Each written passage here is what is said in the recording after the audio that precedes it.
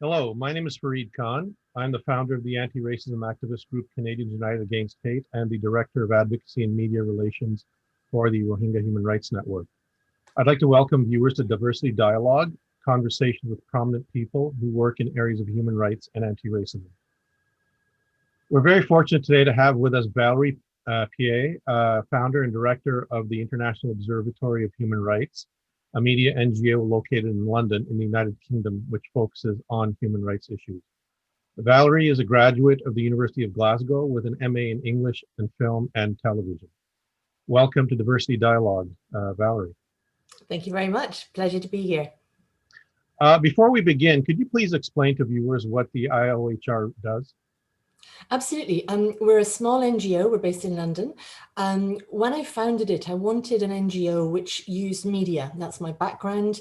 And when I say use media, I mean to advocate. So we started the world's first, I think, human rights TV channel, which is a little web TV channel called IOHR TV. We also have social media, and our focus is on minority groups and refugees, press freedom, statelessness, counter-extremism, and we also work on various projects. For example, we're launching a new project at the moment, which is AI and the impact of it in human rights. So we're very diverse, and we've got a small team here in London, and then we work with groups around the world. So one of the things that I wanted to do, for example, with press freedom, was to focus on the protection of journalists. So here we are at the very end of 2020, and today I've been working on a piece around one of the cameramen that we used in Ethiopia, whose name is Kumera Jumeru, and he's just been arrested there. So it's being able to immediately jump onto a story, but also try and do something with it. So the advocacy work that we do is trying to raise awareness of what's going on around the world, and really try and see how we can help the people who are suffering human rights violations through media. Wow, it seems you've actually loaded your plate up with a lot of different things. I've found that many of the issues relating to human rights violations, whether in the present day or in the past, seem to be founded in feelings of hate, bigotry, or racism by one group towards another. Historically, part of the societal infrastructure which has helped to propagate these ideologies includes news media and social media in the present day. So, for example, there's research which shows that in the aftermath of 9/11, the way that media framed the story of the terrorists resulted in an increase in Islamophobia and hate crimes directed at Muslims, not just in the US, but in other Western countries. As someone who runs a media organization, what do you think anti-racism and human rights activists can do to pressure media to tell stories in ways that benefit the victimized communities rather than hurt them? I don't think it's about benefiting. I think it's about neutrality. So, when you start to benefit, then you bring in a slant, which I don't think should be there. A lot of media stories that we see follow different agenda. And the whole point about authenticity in media is actually reporting what the story is. So in this instance, if you go back to 9/11, the story was that some extremists flew planes into some buildings and killed an awful lot of people, taking away the tags of Islamist or anything else. We've learned from then. So then it was new and it was different, and it was just the world was in shock. But now we don't suddenly go, a Christian terrorist has been caught or anything else. So it's about taking off the labels and actually telling the news story and highlighting what's happening. It's not adding a bunch of extras, which in the end can end up damaging and really inflicting more harm on minorities if you keep hearing a minority group named when you're associating it with perhaps a terror story or something equally terrifying. I find that I'm going to have to disagree with you on that because, for example, if there is an incident that involves, for example, an Arab or a Muslim, we see media organizations, the headlines basically include the ethnicity or the religion of that person, as the top part of the story. Just recently, last week in Nashville, Tennessee, in the US, we had a white man who exploded a bomb in downtown Nashville. And yet in none of the headlines anywhere was there any reference to his ethnicity or his race or anything like that, which is the way it should be. But that doesn't seem to be the case when we're talking about any perpetrators of such violent acts who are not white. So what is it in the media that needs to change for that to happen? But I think that's the point. I think you actually, we are agreeing, because for me, it's to take off the labels full stop. So a man detonated a bomb. What was his motivation? So if his motivation was that he's a right-wing extremist that has affiliations to right-wing groups, then that's part of telling the story about why he's doing that. But then also, if he's dead, you're only guessing. So with the journalist, it's trying to piece together that information of what we actually know, not what we're guessing at just because of the color of his skin or the fact he had a t-shirt on with Snoopy. I think it's really important to really, as a media, or certainly from a human rights perspective, is to take off those labels and then actually try and find the facts. So it's about authentic news reporting. And I agree with you. I mean, we see it all over the world where it's the color or the ethnicity that is defining what's happened. It's not what's really the authentic news story that should be being reported. We seem to be living through a time where around the world, hate has resulted in a rise in human rights violations of minority communities. For example, the Rohingya, Uyghurs, Kashmiris, the LGBTQ community in Africa, to name a few. Do you think this means that we're entering or have entered a post-human rights era where the persecution and brutal oppression of minority communities are ignored by governments, and particularly Western governments who claim to be defenders of human rights, in order to placate political and business interests at the international level? I think there's just more visibility of it. I think there has always been hate crime and there's always been human rights abuses. We just have better ways of identifying when it's happening. So I think, for example, with the LGBTQ community, there's documented abuse for hundreds of years, but only now are we able to kind of wrap edges around it and identify when it's happening. I think governments, certainly once we have the language to do that, should be stepping up. We have legal frameworks, certainly in the West, to manage hate crime, and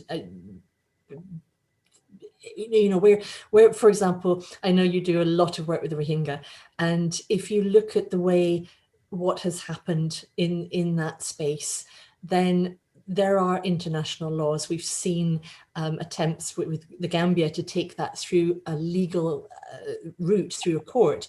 There are things that can be done. So I don't think that it's a new phenomenon. We've moved on. I think it's always been there, but I think we now have the framework to do something about it. Whether Western governments choose to do something about it, they can't really hide behind ignorance anymore. No, that's absolutely true. And as a Canadian, one of the things that we have done is we've actually tried to pressure the Canadian government to live up to its international legal obligations. And, we've seen other Western governments also speak about, atrocities and say, no, this is in violation of international law and human rights standards. But when it comes to actually taking the action that could accomplish the end, which is to stop these atrocities from happening, it seems those governments in the West, who are the architects of the international legal order, they seem to be sitting on their hands and not doing anything other than, making these PR statements. And that's problematic. And I'm just wondering, from your perspective, what do you think we can do to try and change that? Because all that we've been doing up until now doesn't seem to be having the effect that we want. I don't think we'll stop the atrocities happening. I think we can try and stop the next atrocities happening. So as long as people can do that and feel that they have impunity, then they'll continue. So from a Western perspective, we've seen the Majinsky Act coming in around the world. We've seen sanctions being put in place, but it really has to hurt.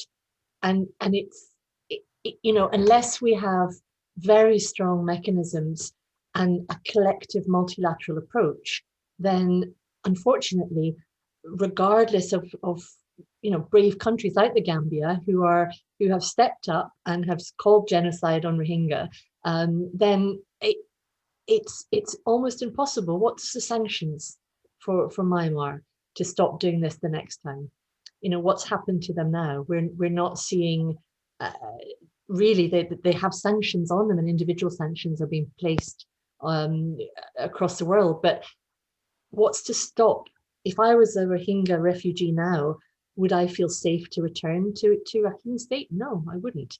So something is failing. And in terms of what do we do about it, I think we highlight it, and you've done a huge amount in that area. And I think particularly trying to galvanize focus and to draw your government into action has been an amazing effort.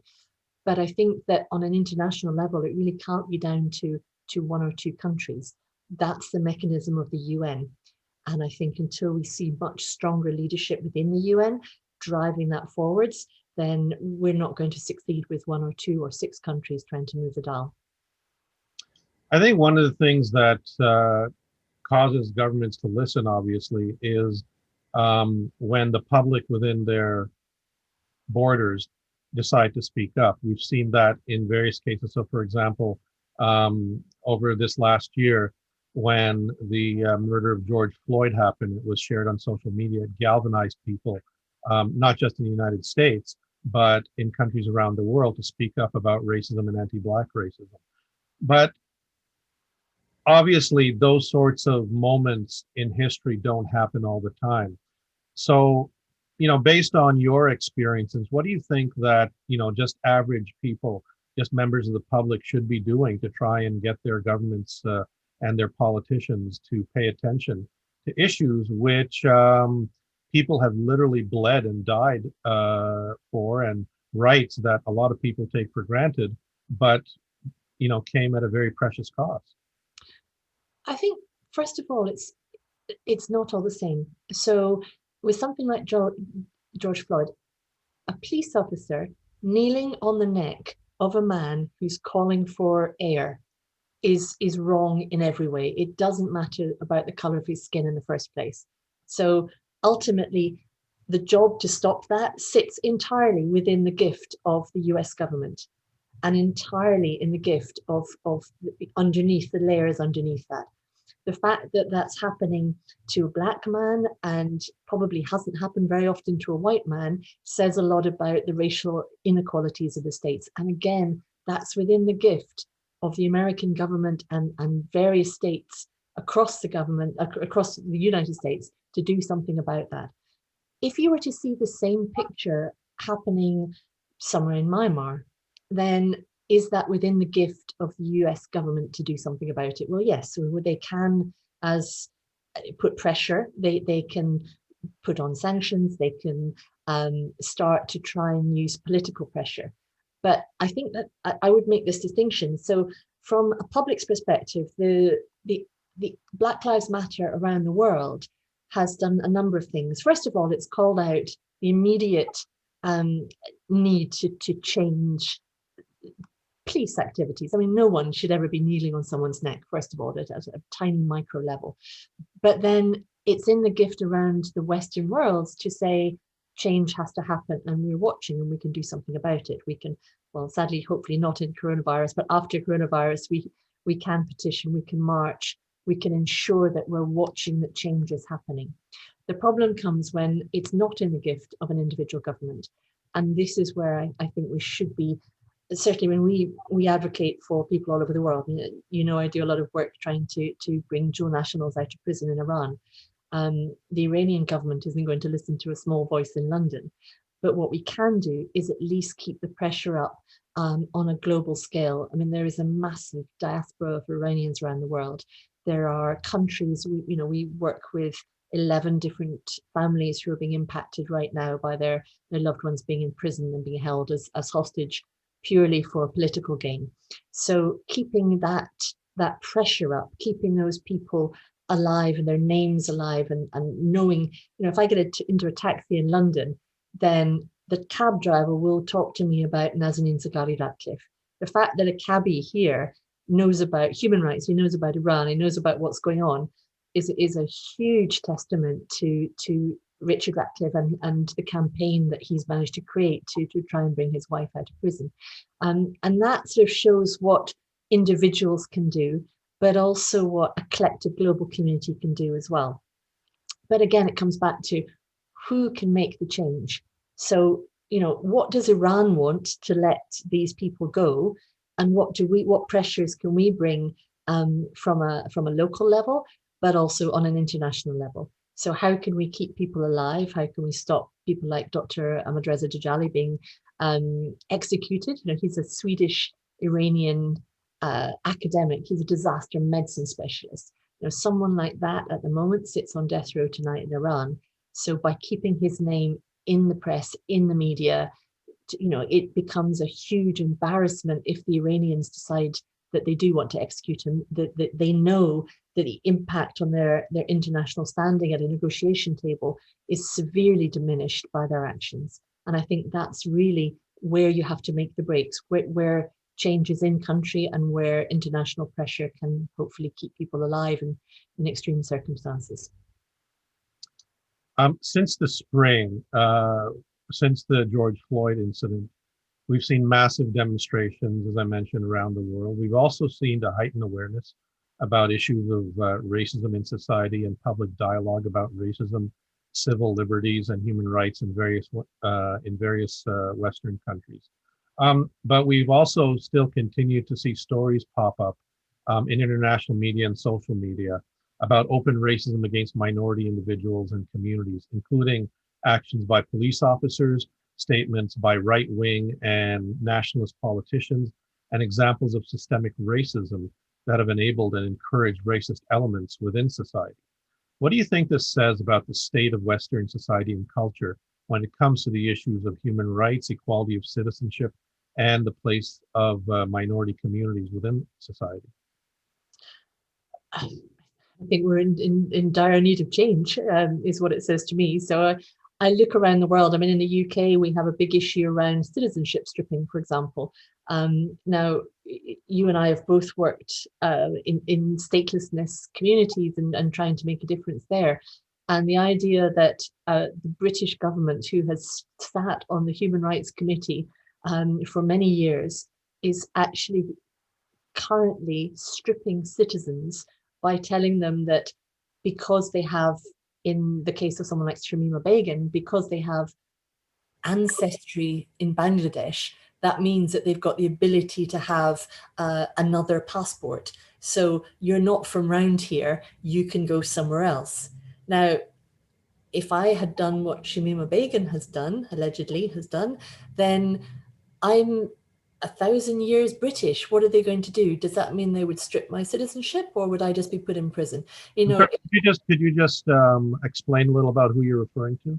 Of course, I'm so sorry. So Shamima Begum is a British schoolgirl at the age of 15 who went to Syria with friends. She joined ISIS. She became the so-called one of the brides of ISIS. And she was discovered in a camp by the Times journalist Anthony Lloyd and was interviewed just on the point that she was about to give birth to a child in the refugee camp. In that interview, she didn't really show much remorse about what had happened to her life. She was sort of in shock. And from that interview, the British government decided that she was a terrorist sympathizer. She had chosen to go to Syria, and she had her citizenship stripped from her. So she has become the poster child at the moment. There's a Supreme Court case that was brought at the beginning of December, and we're still waiting to hear the outcome of that.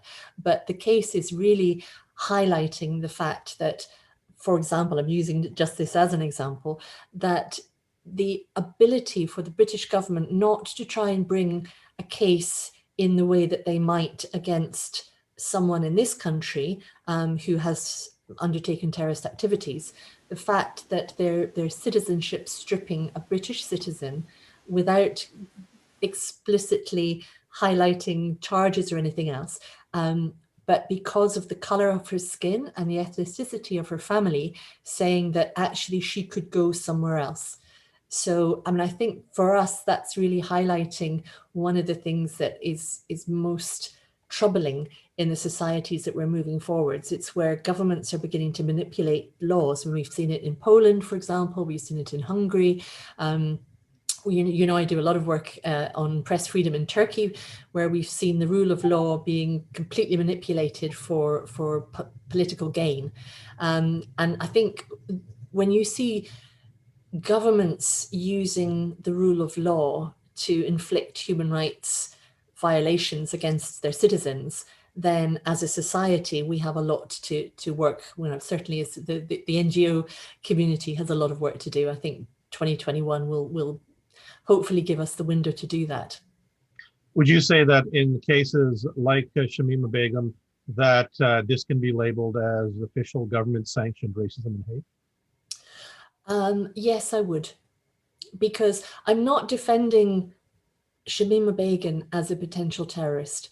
I think she has a case to answer for, and I think she needs, as a British citizen, to be brought to court, evidence to be placed, and for her to go through that process in the same way I would expect anyone else who has potentially caused or been part of a terrorist organization.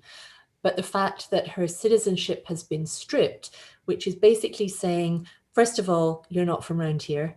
Secondly, that we as a British government are going to make it somebody else's problem if we believe that you're a terrorist. You know, that is racism. That doesn't happen with the far extreme right-wing guy that you know, attacks a school or shoots an MP, as happened a few years ago in this country with Joe Cox. So, you know, their citizenship is not being put on trial, whereas someone like Shamima Begum, her citizenship is. So that has to be seen as a racist act.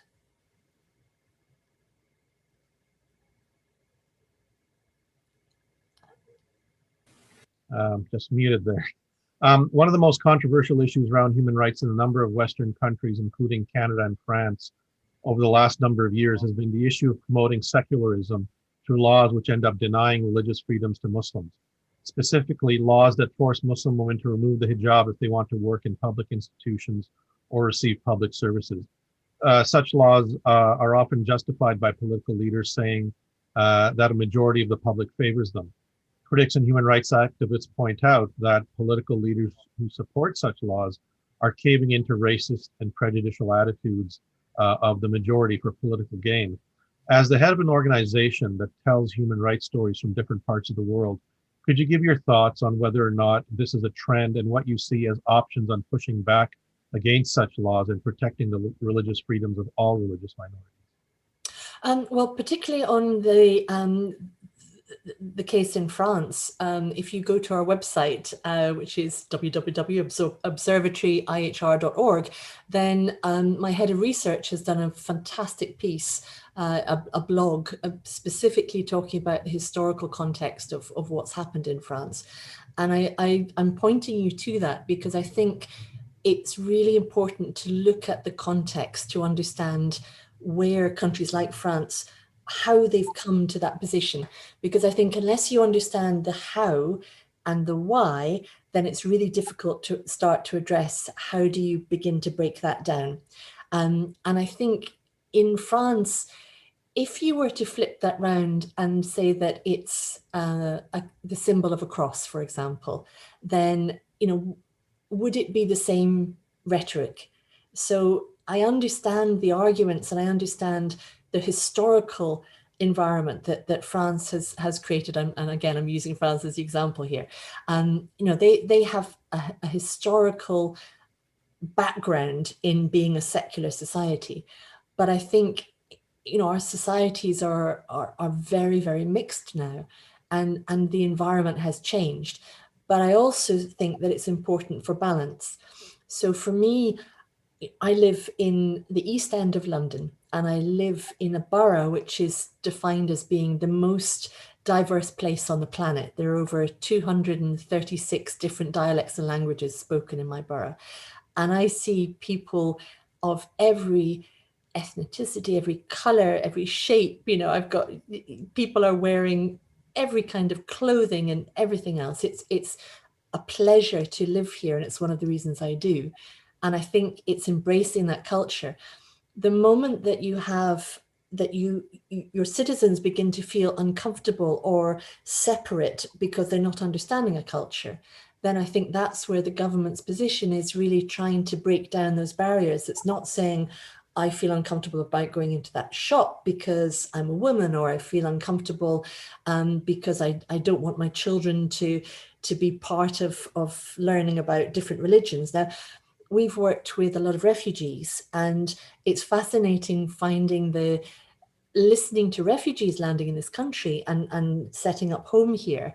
And from their perspective, what they see as being part of our culture as being very strange. You know, is it okay to go into a pub with your kids if they want to go to the loo or something? You know, there's all these differences. And I think a lot of this is just about dialogue and not breaking down a society that says, you know, your children have to be molded in this very secular way. So I'm going a bit off piece here on your question, so forgive me. But I mean, what do you see in Canada? Coming back to you, you live in one of the most diverse places on the planet as well. Well, here in Canada, of course, you know, we've got an official policy of multiculturalism, but there's been pushback on that for a number of years.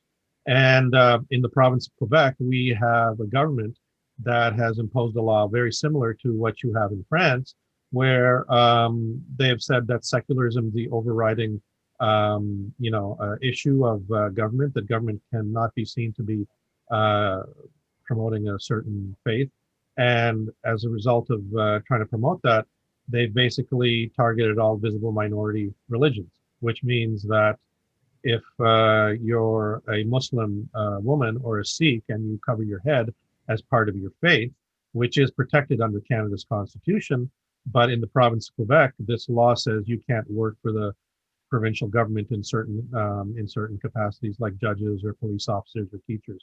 Now, this law is being challenged constitutionally, but in the meantime, lives are being disrupted, people are being dislocated until it works its way through the system. So, but it seems that this is not something unique to Canada. I mean, France, I mentioned France, of course, but these are things happening in other places as well, including, you know, in different countries in Western Europe. And from your perspective, I think you've got a vantage point looking at this and the perspective and the work that you do that's very unique. I mean, as far as I'm concerned, I cannot see. I mean, it's about inclusivity of a community. When you start seeing communities being segregated because of religion or because of language or poverty levels or anything else, then something is going to go wrong with that. And I think it's about balance. And we look at it all across the world, and I think that it's absolutely about understanding. And I think governments who try and behave the way France has sees the results of that. Now, I'm not defending an act of terrorism, as we saw with a French teacher being attacked because of what he was doing. But on the other hand, I also think that a French teacher who believes what he did by showing pictures which were offensive to a religious group, to try and talk about press freedom. If you flipped that, had he started to show pictures of Nazi Germany, Goebbels press, then how offensive would that have been to a different set of children? So I think it's about putting yourself in someone else's shoes, and it's about being able to communicate what you're trying to express without it being offensive, and trying to be inclusive. And I think it's that inclusivity that I'm seeing diminishing across Europe at the moment. And I think it's really important for us to sort of focus on education, and to really focus on letting education and teachers, but most of all the next generation, understand about that exclusivity.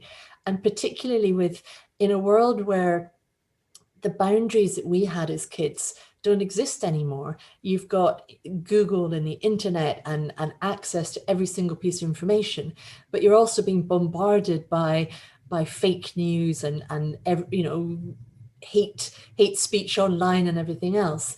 Then it's even more important to create societies that have that joined up approach and that ability to talk about why in Ontario do they believe that a woman showing her faith might be biased in any way in doing her job? In the same way that would they stop a goth who dyed her hair black and wants to show her music tastes? Would they think that that has the same weight? It's just insane. So, I think it's about being sensible and balanced. And absolutely, my word for 2021 is all about inclusivity. And I think we share that sentiment. Valerie, I've come to the end of my question. Is there anything else you would like to say, just as a closing statement for the people who are watching this, with regard to either the work that you do or the issue of human rights or fighting racism? All I would say is don't be silent. I think when hate speech and human rights abuse happens, when people sit back and let it happen.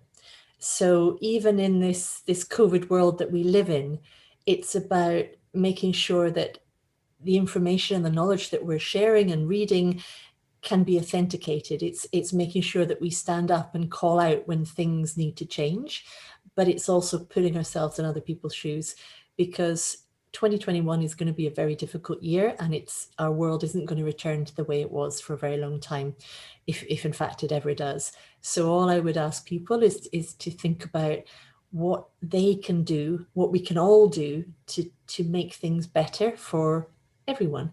And ultimately, it's about being kind to each other and thinking very hard before we start using language which might offend, but also think about who's around you and how to help those who are around you here, but also in a much wider community. So that would be my New Year's ask list for everyone, is to think about how to be kinder in 2021 and to speak up for those that just don't have a voice.